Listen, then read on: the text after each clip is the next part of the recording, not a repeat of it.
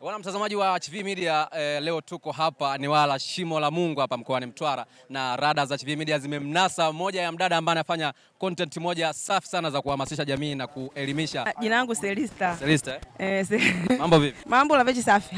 Kama kawaida? Kwanza ulipata wapi idea ya kutengeneza content kwa kutumia lugha ya Kimakonde? Kupata idea yake kazi. Maki Chimakonde ni vile kwa nacho. Hambi kama Chimakonde ni vile kwa nacho. Kutongola lakini mpaka ngupati tukutuku. Vitukutuku dai vichi vya kutongola. Na pengine audience yako ni ipi ambao yani watazamaji wako ambao umewatarget kwamba hawa ndio wafuatilie content zako ni wakina nani? Batakiwa kufuatilia chikutenda nangu mu internet ni Vamakonde vohe dunia yohe. Maki katika mahesabu la kawaida Vamakonde babe milioni 9 kacha yani vakavalangiga vechi vohe kila sehemu kila buhera babe Makonde kila pulipata babe Vamakonde ndio maana nangu nguwena vanu karibia milioni 6 babe nkungupilika nina kungulola kila siku kukacha. Pengine kwa kutumia lugha ya Kimakonde au hisi kama kuna watu unawaacha kwa maana hawaelewi kile unachokizungumza, wale unaweka kwenye kundi gani sasa? Maana nao pia wanataka wajue unazungumza kitu gani. Nguvaleka nenda kava husu leka chinguvaleke.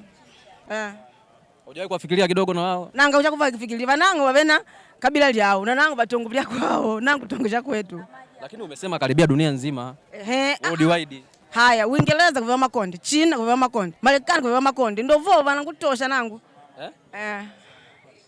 Lakini umekuwa na mijadala mizuri sana. Kuna mmoja nimewahi kukutana nao anasema mmoja kwamba ukifika muda wa msimu wazazi wanafocus sana na masuala mazima ya unyago, pesa nyingi za korosho wanazitupa huko. Mwisho wa siku wanasahau mahitaji ya msingi hasa kama ya kuwapeleka watoto shule.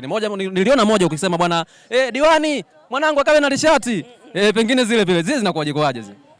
Haipa juu kachi kweli. Sababu tani ukaika mwezi wa 11 na mwezi wa 12. Kila nyumba upita peleka Jingole, Nyeri kilo 600, Vang'ombe vana wasinjanga. Shule kafungulia mwezi wa kwanza. Upeleka mwanangu na ngalishati. Mkuu wa wilaya mimi sina uwezo. Uwezo tani nao ni tumbulu nzigi vana nikala boma anda. Wewe unafikiri utamaduni unaweza kaisha kwa kwa Makonde? Umbehila.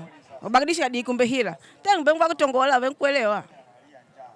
Pengine sasa kwanza ni vibaya wao kufanya utamaduni kwa sababu hata wewe ulikuta unaendelea na ulifanyiwa. Utamaduni yake vibaya. Vibaya ni kutumiji hela johi ku utamaduni alafu mwana nanga kushule. Kwani shule ni muhimu sana sasa hivi? Bila kusoma kani mimi nepo. Te shule ne. Si wapo wajanja. Na ngacha ujanja unisoma. Kama hiti. Hebu kumbibedi kidogo kwa nyote. Bwana sisi tunaendelea kuzungumza na dada yetu hapa akitupa madini mbalimbali kwa kutumia lugha adhimu ya Kimakonde.